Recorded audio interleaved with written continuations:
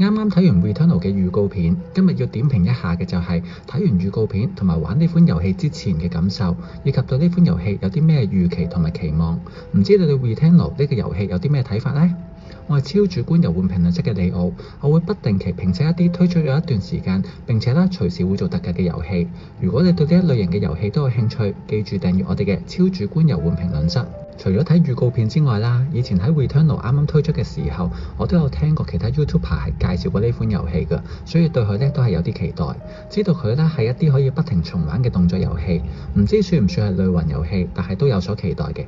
點解我會咁講呢？係因為我哋玩啲魂系嘅遊戲會比較少嗰種可以無限輪迴嘅關卡玩法，例如我去玩 Elden Ring、玩暗魂或者之前我玩完嘅《P 的謊言》等等啦，佢都係有故事線㗎，要從頭到尾打到通關等等。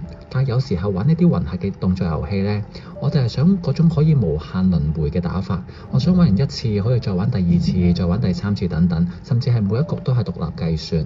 就好似玩殺戮尖塔咁樣啦，可以玩完一局再玩第二局，你贏又好輸又好都可以重新開一局。但係魂系遊戲呢就好似係咁樣㗎。當然之前嘅 Elden Ring 啦都係出咗個叫做黑夜君臨嘅，但係亦都做到一個類似嘅效果。但係呢就加咗一啲我唔太中意嘅元素啦。不過之後呢先再同大家詳細講翻。我哋呢而家講翻 Returnal 先。所以呢其實我係比較希望啦 Returnal 可以做到類似殺戮尖塔嗰種感覺㗎。單係睇預告片啦，佢嘅動作同埋閃避嘅感覺呢都好似幾有 feel 嘅。但係始終呢我係中意玩魂系遊戲，通常呢都係以近戰居多嘅。所以呢我見到佢係攞槍呢，就唔確定對打嘅時候嘅效果係點啦。